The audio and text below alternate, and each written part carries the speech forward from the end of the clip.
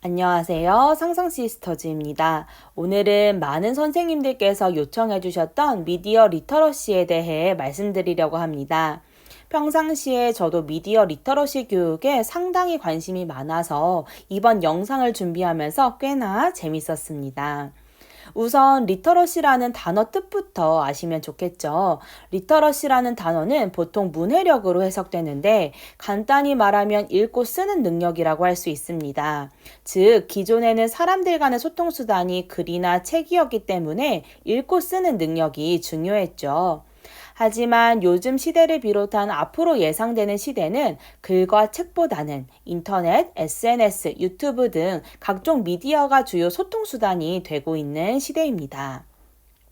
최근에 많이 사용되는 리터러시는 디지털 리터러시, 미디어 리터러시, 유튜브 리터러시 등등인데요. 디지털 리터러시와 미디어 리터러시의 관계를 많이 궁금해 하시는 것 같습니다. 미디어 리터러시는 디지털 리터러시와 중첩되면서도 다소 구분되는 특성을 지니고 있기 때문에 면접에서는 정확히 구별할 필요성까지는 없을 듯합니다. 디지털 리터러시를 상위 개념으로 보는 입장과 반대로 미디어 리터러시를 상위 개념으로 보는 입장이 있으며 핵심 내용을 교집합으로 공유하는 관계로 보는 입장도 존재하기 때문이에요. 학교 현장에서 조금 더 강조되고 있는 건 개인적인 생각으로 미디어 리터러시라는 개념이기 때문에 미디어 리터러시에 대해서 중점적으로 말씀드리도록 하겠습니다. 먼저 교육부에서 내린 미디어 리터러시의 정의는 우리를 둘러싸고 있는 미디어 환경을 올바르게 이해하고 미디어가 제공하는 정보와 콘텐츠를 비판적으로 이해하며 자신의 생각을 미디어로 책임있게 표현, 소통할 수 있는 능력을 의미합니다. 따라서 미디어 리터러시는 정보의 올바른 이용법과 생산 방법까지 포함하는 개념으로 기존에 일반적으로 이루어졌던 미디어를 활용하는 교육에서 좀 더 확장되고 깊어진 개념이라고 볼 수 있습니다. 면접을 준비하실 때 항상 교육과정에서 강조하는 역량이라는 키워드와 연계하여 공부하시면 좋은데 이 미디어 리터러시와 관계되는 역량도 크게 두 가지로 볼 수 있습니다. 첫 번째는 비판적 사고 역량입니다. 2015 개정 교육과정 역량에서 찾으라고 하면 정보 처리 역량, 경기도는 비판적 성찰 역량이라고 할 수 있습니다. 어떠한 문제가 생겼을 때 합리적이고 현명하게 문제를 해결하기 위해서는 지식과 정보를 올바르게 활용할 수 있어야 하는데요. 이 과정에서 논리적, 비판적 사고 능력이 반드시 필요하게 됩니다. 디지털 미디어, 소셜 미디어 등의 발달에 따라서 대량으로 정보가 생산되고 있는 가운데 가짜 뉴스, 광고성 뉴스, 악성 댓글, 취향 저격형 알고리즘 작동으로 보고 싶은 정보만 보게 되는 필터 버블 현상이 심화되고 있습니다. 정보의 홍수 속에서, 필터 버블 현상 속에서 학생들이 미디어를 그대로 수용하는 것이 아니라 비판적으로 여러 방면으로 볼 수 있도록 이렇게 비판적으로 읽는 능력이 생겨야지만 학생들은 자신만의 콘텐츠를 더 잘 만들어낼 수 있습니다. 미디어 리터러시의 비판적 사고 역량이 필요한 이유죠. 두 번째는 의사소통 역량 및 협업 능력입니다.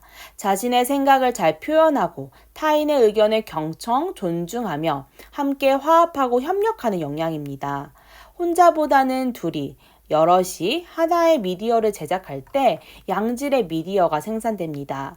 개개인의 개별적인 능력을 비판적으로 이해하고 그 속에서 신뢰, 존중하고 협업할 때 비로소 미디어 리터러시가 완성된다고 생각합니다. 특히 초, 중, 고등학교 교육과정과 교과서를 살펴보면 거의 전 교과에서 미디어 매체를 활용한 수업 활동, 또 미디어를 생산하는 활동이 아주 많이 강조되고 제시되고 있습니다. 이 활동들의 공통점이 혼자 하는 것이 아니라 짝활동, 모둠 활동의 형태로 함께 만들어 나가는 활동이라는 것인데요. 이 과정에서 학생들끼리 서로 소통하고 협력하는 역량이 향상될 수 있겠죠. 그럼 이러한 미디어 리터러시 교육을 학교에서는 구체적으로 어떻게 실천할 수 있을까요? 일단 전제 조건은 이 미디어 리터러시 교육이라는 것 자체가 학생들의 일상 안에서 경험을 기반으로 한 교육이 이루어져야 한다는 것입니다. 자신이 생각하고 경험하고 있는 미디어에 대해서 이야기하고 서로의 미디어의 경험을 비교해 보면서 미디어가 자신의 삶에 어떻게 반영되어 있는지에 대한 인식과 성찰이 먼저 필요한 것입니다.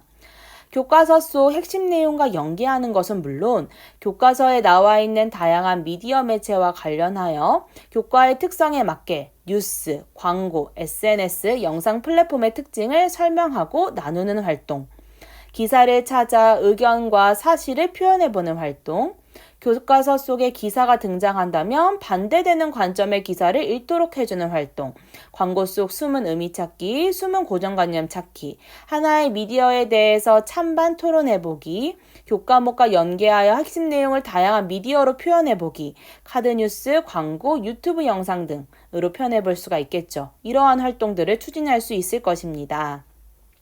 또한 모든 협동 수업을 통해 조를 이루어 함께 컨텐츠를 제작한다면 다양한 자료들이 모이고 다양한 자료를 합쳐나가고 의견을 조율하는 과정에서 미디어 리터러시가 함양될 수 있을 것입니다. 또한 다양한 공익 프로그램, EBS 교육방송, KBS 열린 채널, YTN 시청자의 눈의 영상을 통해서 학생들에게 미디어를 어떻게 비판적으로 살펴보고 미디어 매체가 우리 사회에 어떤 영향을 미치는지 파악하고 이를 통해 공익을 실천할 수 있는지에 대해서도 알려줄 수가 있습니다. 이 외에도 동아리 운영, 자유학기제 주제 선택 활동 시간에는 학교 신문 제작반, 신문 읽기반, 미디어 비평반, 방송반, 미디어 제작반 등을 운영하여 미디어를 제작하고 미디어에 대해서 한 번 더 생각해 볼 수 있는 동아리나 수업을 기획해 볼 수도 있겠네요. 결국 미디어 리터러시는 정보화 시대의 건강한 미디어 소비자이자 생산자로서의 역할을 다할 수 있는 학생을 길러내는 것에 큰 목적이 있다고 보시면 되겠습니다. 이렇게 오늘은 미디어 리터러시의 개념과 역량, 학교에서의 실천 방안을 간략하게 알아보았는데요. 학생들의 일상생활과 맞닿아 있을 뿐만 아니라 요즘 학교 현장에서도 강조하는 중요한 개념이니 사례 위주로 알아두시고 교과와 어떻게 하면 융합될 수 있을지, 학교 현장에서는 어떤 방식으로 수업을 해나갈 수 있을지 다방면으로 기억해 두시면 좋을 것 같습니다. 감사합니다.